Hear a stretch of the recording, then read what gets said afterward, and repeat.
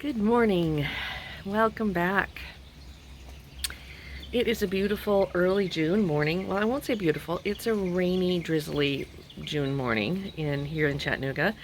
And I'm about to go across the street, harvest some elderflowers. A few weeks back, I showed you the patch of elderflower growing across the street from my house. Let's see if I can switch my camera around. You can see it here. All right, down there. So I'm going to go cut some of the flowers from that and show you how to make elderflower cordial today. Today and tomorrow, because it's kind of a 2-day process. And so I'm probably not going to show myself cutting the flowers because I need my hands to hold the camera, my hands to cut the flowers, and I didn't bring a tripod out with me. So, and I'm going to do it as quickly as possible because it's raining. And normally I wouldn't collect any herbs on a rainy day. But these are going to go into a pot of hot water, steeped in a pot of hot sugary water. So they're going to get wet anyway. So it's not going to matter. And they're really getting close to being turning over and losing their potency, their scent and everything, and kind of fading a little bit. Some of them already are, as I'm looking across there, kind of getting a little brown. So I want to get them while they're good, and I think another day or two we might be past elderflower season, at least for that clump. And I also know that it's very likely that either the neighbor across the road who owns that property or the city, I guess the city probably owns more of that ditch bank. Oh, there's a little bunny coming out to watch, to help me. It's right in front of the elderflower. Oh, it's trying to get in where it's dry. Bye, bunny. Anyway, they quite often come along and cut that all down before the end of the summer. So that normally I wouldn't cut a lot of elderflower from one patch because I want berries, but I know from past experience, not likely there will be berries coming in that patch, unfortunately. And usually when I make elderberry syrup and things, I buy my elderberries from some different herbal sources. Just because I need a lot when I'm making syrup. So usually that little patch across the road doesn't give me quite enough. Although that's where it came from.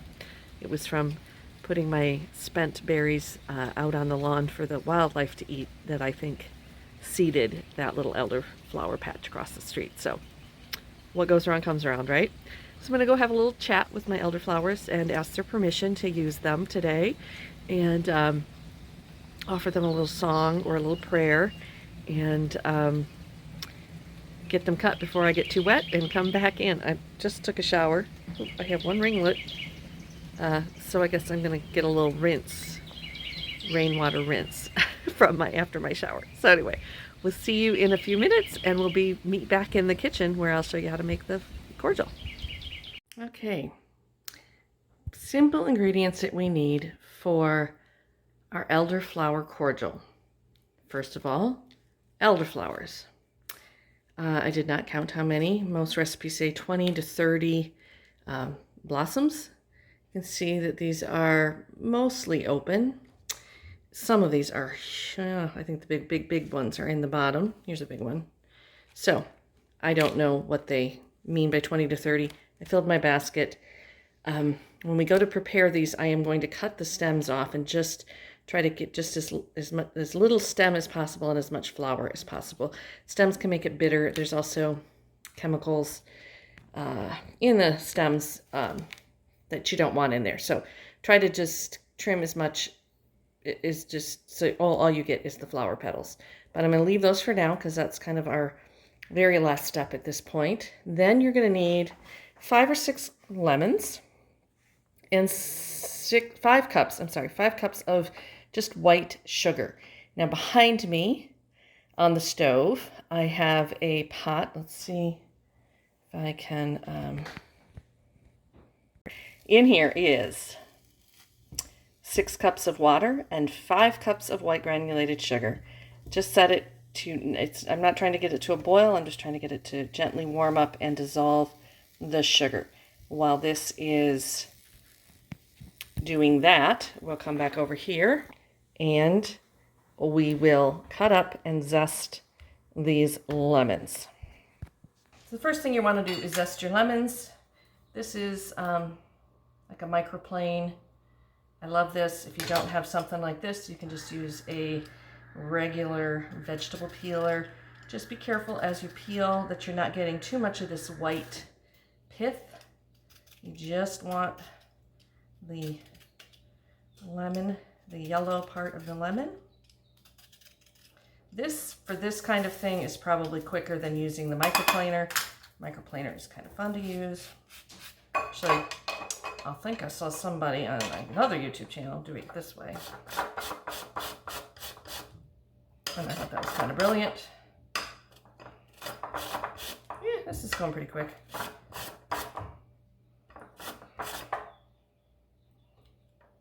If you're my sister Brenda, don't watch this part, because if she and I have the same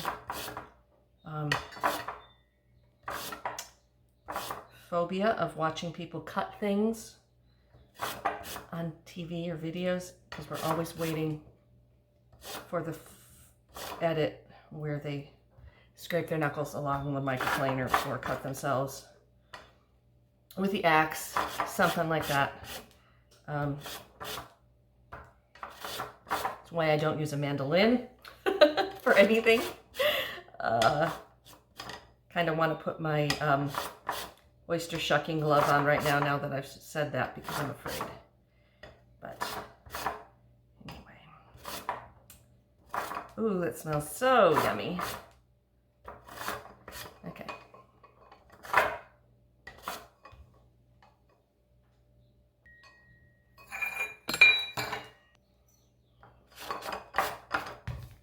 Whoops. Gotta run away.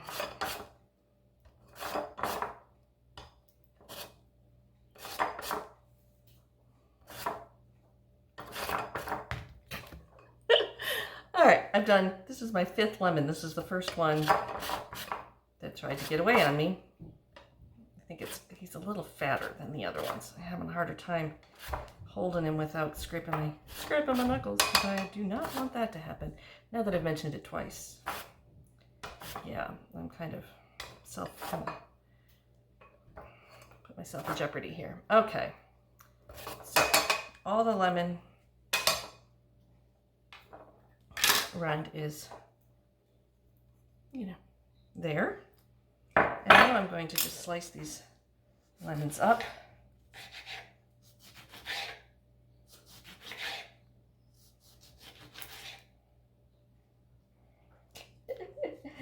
Okay, screw that one. I'm just gonna throw them in here because they're all going in the same pot. Okay, now these are gonna go into the red pot on the stove with the sugar and the water and just simmer and cook for, how about a technical term, a while? No, I'm gonna bring them up to like a simmer just before they start to boil. And let it get nice and thick, kind of cook down a little bit, make it kind of more of a syrup here. And then that's when, that just takes time. That's all that does. You can stir it a little bit, keep an eye on it. You don't want it to boil. Just want it to nice little simmer right before a boil, and cook down. So 20-30 minutes, could be more, could be less. But that's where we're at. So you get a nice little view of my happy belly that got donuts yesterday. Yeah. Okay. So here we are at the stove. I'm gonna got the lemon and the lemon zest in here with the sugar and the water.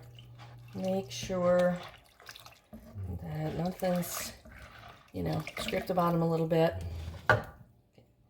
And just gonna let this, I'm gonna turn my heat up just a skosh.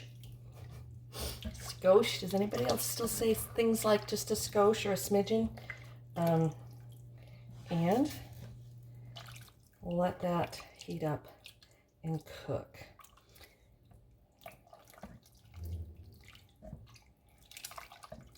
So you can sit here. Is this like ASMR, the sound of stirring lemons and water while waiting for water to heat up? Yeah, That's not what this channel's about.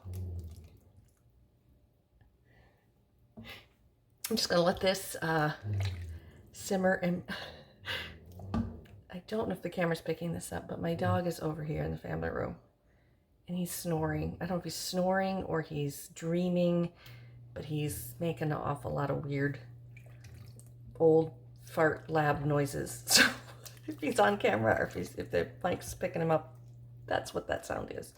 So I'm just going to let this stir and simmer for, like I said, 20-30 minutes, you know, when I start to see it kind of getting to a syrupy stage. And then I'll come back and we'll share more information. I'm trying to remember where the camera is on my phone. I'm apologizing if it looks like I'm looking at somebody off to the side because I don't remember where the camera is. I'm new to all this. Please forgive me, but hopefully you're getting some good information on some fun things. Actually, while I stir this, let's talk about Elderflower Cordial a little bit. I've already kind of talked a little bit about elderflower in general. Let me grab one of my elderflowers. Here, this is a beautiful one. Look at this, as big as my face. Smells so divine. And there's a lot of health benefits. I mean, elderberry gets all the glory. She's like the older sister that gets, you know, all the attention, and, you know, and then this little spring flower comes up, and very few people, other than the smell and the beauty, you know, and just, oh, well, when she grows up, she's going to be like a big sister and be berries and be, you know, the super immune booster and all this stuff. Well, that's true.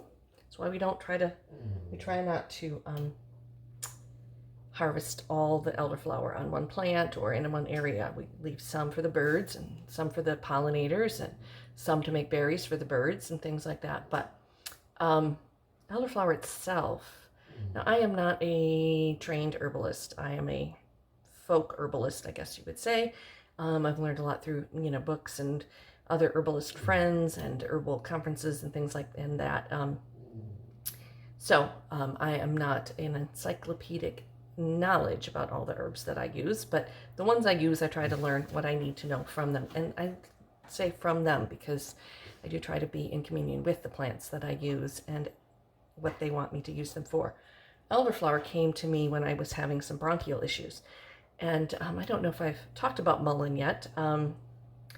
And right down the block from where this grows used to be a little mullein patch. I don't know if they're biennial and they must not have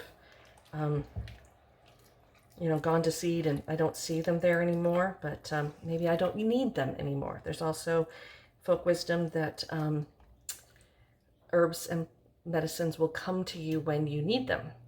So when I needed mullein in February, March here in Chattanooga, there was mullein leaves across the street from my house when I had a really bad bronchial infection and couldn't talk more than 3 words without going into spasmodic coughing.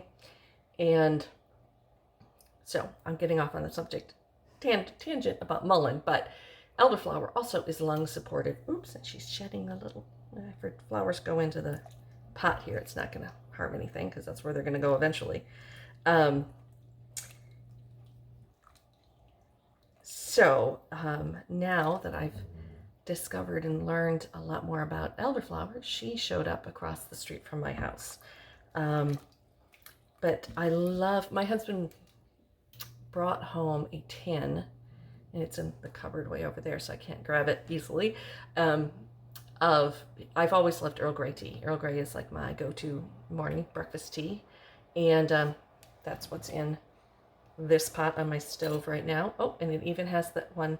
So he brought home from London on a business trip a pot. I think he went to Harrods, or, you know, someplace you go when you're in London and you're buying your wife a gift for thanking her for keeping the house standing and the kids alive while you're gone.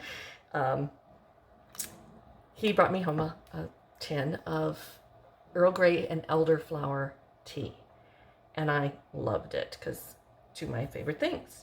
Well, now from then on, I'm not going to order from Harrods online, or I tried to find that particular tea, and I think I did briefly find it on Amazon, but it was really expensive, and wasn't always available for whatever reason. So I'm like, well, it's Earl Grey tea with dried elderflower in it. So I feel like a flower girl standing here. It's wedding season. I bought some dried elderflower and I bought some loose Earl Grey tea, and I mixed the two together in a jar, and I made my own. And I just love it. I drink it maybe not every day, but close to every day. So Elderflower Cordial can be used for a lot of things.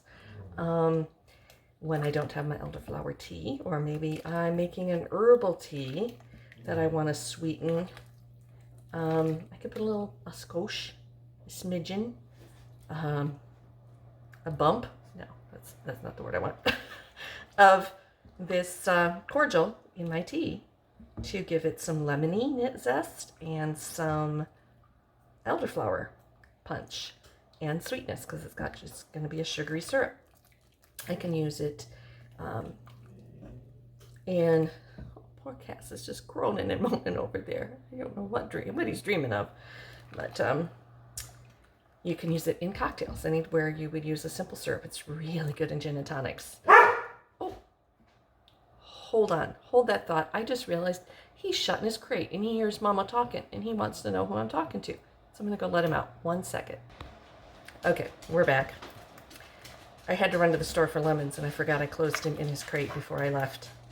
So now he's gonna be at my feet, licking up lemon juice. Anyhow, where were we? What we can use elderflower cordial for. We can, some people use it to drizzle over fresh berries or berries and cream. I've heard of people putting it on ice cream. That doesn't seem like my kind of thing, but hey. So if you use elderflower cordial and you've made it before, or you're going to make it now because I'm showing you how, tell me how you use it. Because I'm interested in different uses for these. I think just having a little jar of it in the fridge to sweeten my tea is going to be wonderful. But my intention is to, now this is going to simmer for a little while longer. Then I am going to pour this over. I'm going to put all those, I'm going to trim those flowers. And then I'm going to combine the two and let them steep overnight. Actually, let's. Okay. While the lemons and lemon zest and sugar water are steeping and simmering behind me, I'm going to prepare the flowers. So like I said, I don't want all of this stem in here.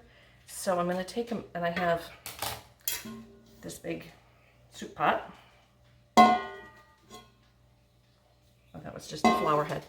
And I'm going to hold them over this while I do it. And I'm just going to trim. Can you see that I'm trimming as close to the top, you know, leaving as little stem on the flowers as possible as I trim them into this pot. So that I have, can you see this against my navy? I have this at the end, rather than cutting this here and having all of that stem in the pot. I want as little stem as possible in the pot.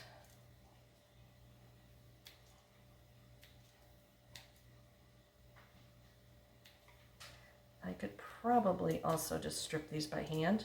I just kind of, yep, kind of pulling. That actually works quicker. And I don't know though. I think I'm getting more stem doing it that way.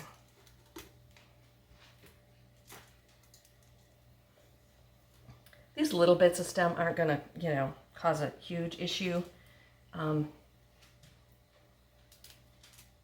So whatever feels right for you. I like his little stems. So I'm almost just rolling the flowers off. I'm trying to do it down in the pot so it doesn't go all over my kitchen. But that's just what I'm left with, a little elderflower skeleton. Now, I'm going to give you, I didn't cut any of these with any any leaves. But in past years, I have had luck if I had a little bit of leaf on here to cut about that much stem with a leaf section, put it in water on my windowsill, and it rooted. You could also dip it in rooting hormone and put it in dirt and see if it rooted, if you wanted to propagate your elderflower. And then nothing goes to waste. All the stems and stuff are going to go into the compost bin anyway.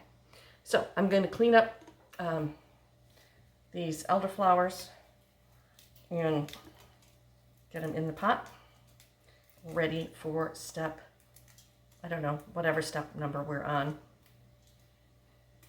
6, 4, 3, I don't know. The next step. How about that? So, check in a minute. Cut from their stems and in this large pot. Now you could just add them to your steeping, simmering lemon stuff, or you can do it this way.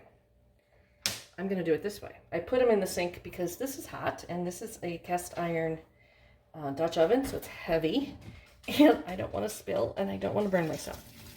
So I'm just going to pour this over. Oof, that's heavy and hot. Set that somewhere where it won't cause a problem. And then I'm just going to stir these in so everything is mixed in. My kitchen smells amazing right now. It's what Lemon Pledge wants your house to smell like, but better.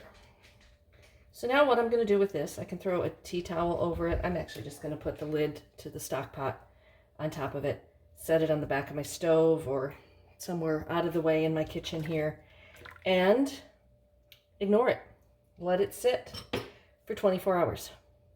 You can let it sit for 48 hours. I wouldn't let it sit much longer than that. The lemon, the sugar in there, there's probably enough acid in there that you're not going to get any nasties growing in there, but I wouldn't take the chance. I wouldn't want to cause illness rather than health, which is what we're going for here.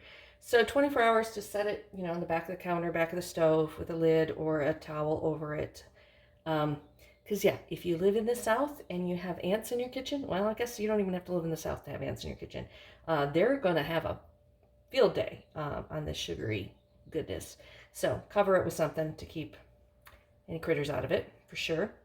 And we'll come back tomorrow and strain it, put it in jars, and water bath can it. I don't know how much of that process I will share, but we'll see. We'll see how it goes. We'll see what tomorrow brings. Welcome back. It's tomorrow morning. It's today. It's the day after yesterday. And yesterday was the day that I made and showed you how to make the Elderflower Cordial. So today we're going to strain it and can it. I'm not going to probably take you through the entire canning process, but let me just give you a quick overview. And there's lots of information out there on how to safely and properly preserve through water bath canning, which is what we're going to do today, and pressure canning. And the differences of why you use one method over the other is way beyond the scope of what I'm doing today. But I have my water bath canners, my small water bath canners, sitting here on the stove top. I am going to start heating the water up. It's hot. I put hot tap water in there.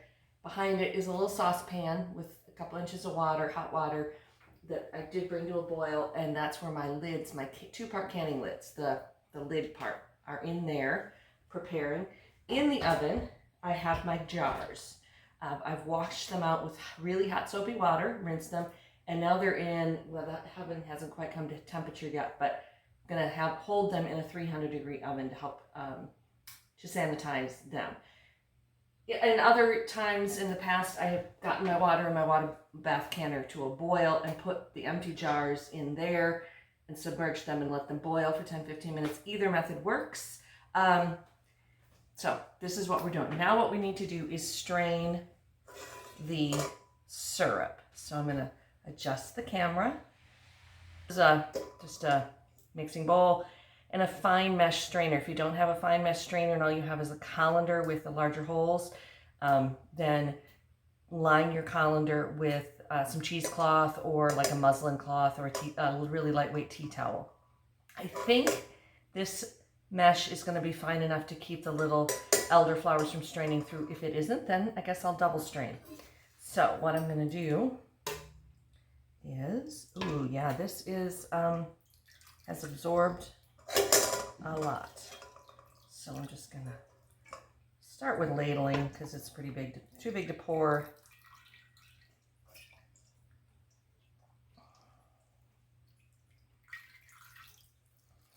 And yeah, this is going to be probably a somewhat sticky mess if I drip it. Oh, that's the oven just coming to temp.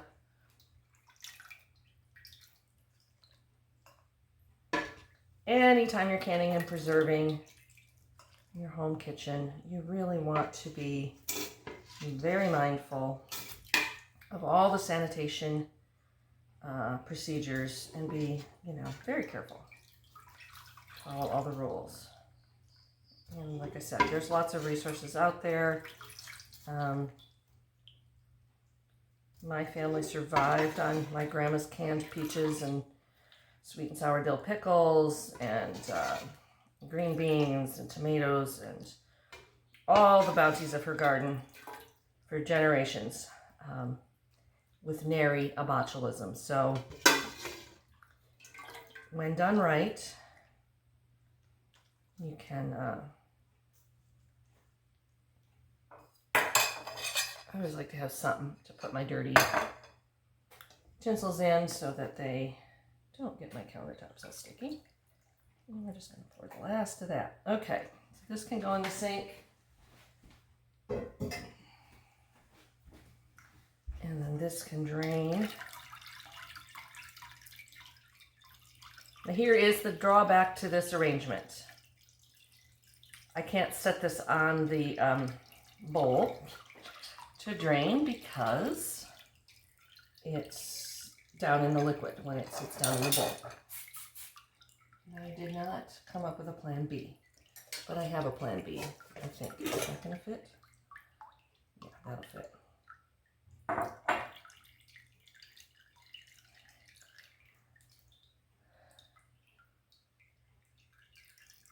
Majority of it out here. And you can already see the beautiful golden color. Now, of course, most of that comes from the lemons, the lemon peel. I think that'll, yeah, just like I knew what I was doing. So I'm going to let this continue to drain. I might be able to get a few more tablespoons, maybe a cup. If I smash it down with like my potato masher and really squeeze it out, I can probably get even more. All right, we're at temperature here.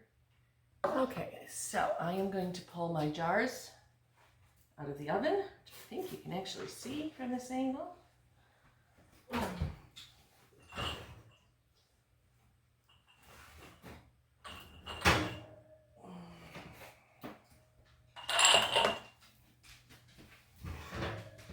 And so now we have hot jars. So again, remember, they're hot jars. And I'm going to use my funnel, my ladle, and one other thing I need to have handy here, two other things. I like to have a damp paper towel, and I'm going to have my lid sitting here as well, ready to put on. Look at that guy over there. It's really, especially when you're working with hot things, to have, kind of mise en place, whatever. All your ducks in a row. Get your shit together, people. That's what it is. Just have all your stuff ready to go. Okay? So this is strained, sat overnight, looks gorgeous. My funnel, my jars are hot, clean, sanitized. My lids, hot, clean, sanitized. and my rings. They've also been washed. I didn't put them in the sanitizer. They don't really come in contact with the food stuff, so I don't worry about them so much. Okay, so I'm going to strain or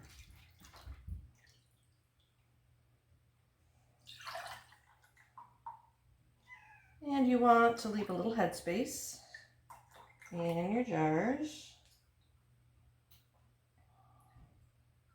Oh, and here comes the curious kitten. Hey, you are not sanitized. You need to go away.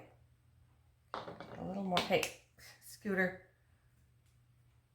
Boop, there we go.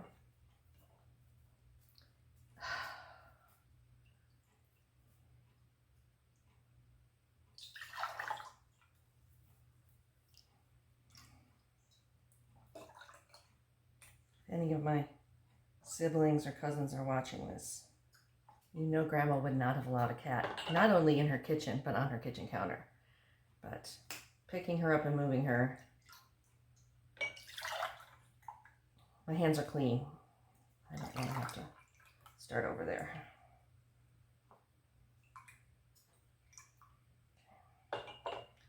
I might have to wash up more jars. I figured I put 6 cups of water in here that I would end up with 6 cups cordial when I was done. But I may end up with more. If that's the case. I think 6 is what's going to fit in my canner anyway. So we'll start with this batch and then well, maybe what I will do, this is what I will do. I have some, I may freeze this, because if I freeze this, the remainder in little ice cubes, then I can use the ice cubes in cocktails. And I'm all about having the fun, happy cocktails. Okay, so now what I'm going to do, again, this is hot, this has been hot boiling water, that's why I'm dipping my thing in there. And I'm gonna make sure I clean off all the rims of all the jars, because you don't want any of that sticky syrup on the rim where the lid needs to go.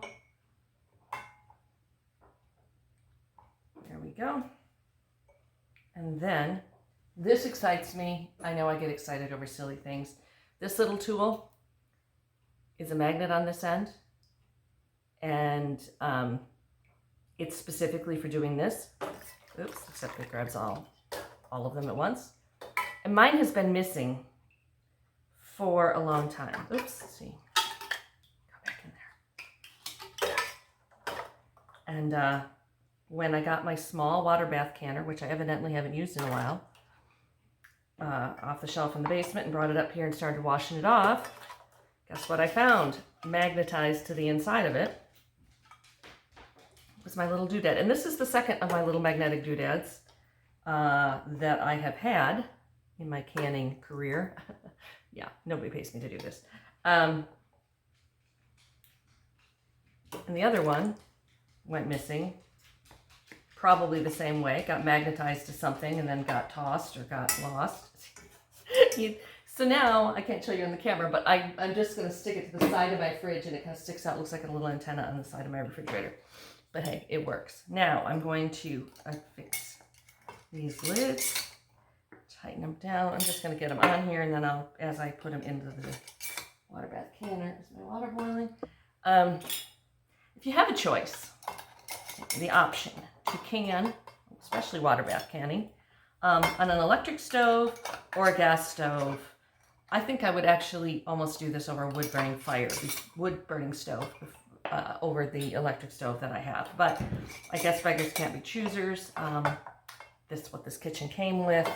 We have 3 gas fireplaces in this house that it's almost always too warm to use because they put out way too much heat, even for a Tennessee winter. There's my noisy air conditioner. But I'm going to need it because I'm getting sweaty. But they didn't bother to run a gas line to the kitchen for a gas stove. So I'm not bitter. Yes, I am. Look at that. Here we go. These are done. You don't have to water bath can them if you don't want to. Like I said, you can, if you have jars that, are freezable, which most mason ball jars are you know, have the ability to be frozen. And you've got freezer space, stick them in your freezer. They don't have to be shelf stable. Make ice cubes out of it. Ooh, a nice little ring going. And, or just stick it in your fridge. If you're going to go through, like if you're going to have a party and you think you're going to go through a lot of Elderflower Cordial. Ooh, witches. We have solstice coming up. I guess it's coming up for everybody, but we're going to be the ones that are going to be celebrating it. Make some Elderflower Cordial for your witch friends and give them to them at your Letha celebration. Or take a big jar of it and make, because you can make non-alcoholic mocktails with it. Just a little soda water or tonic water or seltzer water. If you have one of those soda machines, you could use this. I've never used one, but I believe you could probably use this in it instead of the syrup and make an elderflower lemon spritzer kind of thing. You can put it in a sparkling wine, a Prosecco or a champagne, to make like a little sparkling thing, elderflower thing.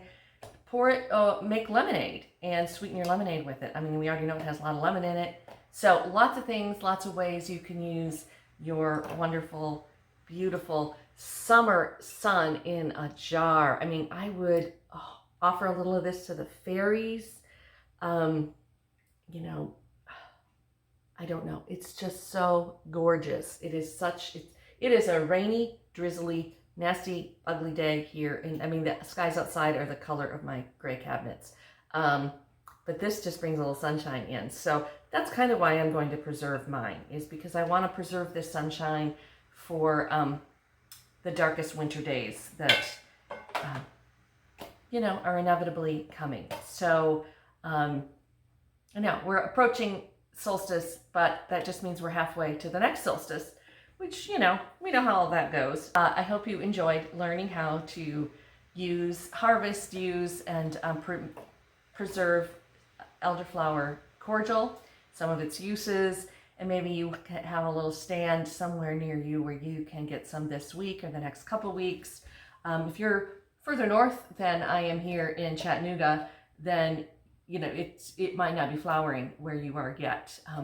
Ooh, and for my northern friends, which it might be too late already this year, because I think my friends in Michigan, we usually would get them around Mother's Day. You can make a lovely Lilac Cordial with lilac blooms as well.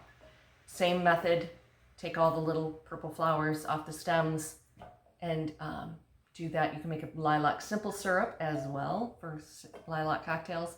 So I miss having lilacs, but elderflower have almost made up for my lack of lilacs down here in the south. So I don't know, it's been a minute. I don't remember. I don't think, you probably have to put some food coloring in to get your lilac simple syrup to be lavender, or purple, or pink.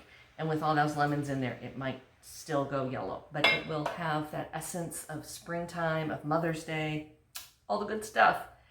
Okay. I'm really bad about saying goodbye. We call this a Michigan goodbye. We say goodbye about 10 times, and then we tell you to watch out for deer before you leave. And then we think of 2 more stories to tell you before you actually get out the door. So I'm going to try to let you get out the door here. Enjoy your simple syrup or your Elderflower Cordial, and have a great day. Peace out, witches. Okay, for those of you who are going to be commenting, but I want to see how you canned it. I've never canned anything before. Real quick, I got my water in my water bath canner. Enough water. It's not filled to the top because remember, these jars have to go in and physics happens. So it's about to here, and it's pretty much at a boil now. It's not quite rolling boil yet, but it's hot. So I'm going to take this little thing, which is a jar grabber. You really don't want to can food without having a jar grabber, I don't think. And I'm going to grab a jar, hence the name. And in here, well, here, I'll show you. Maybe if I can touch it. Yeah, it's not hot. This one's really rusty because I've had this forever, but it does the job. This is a little rack that holds the jars. Can you see it? Yeah. And it has, okay, trying to make this quick. Put the jars, lids tightly on there. They should sit right in the rack. And a little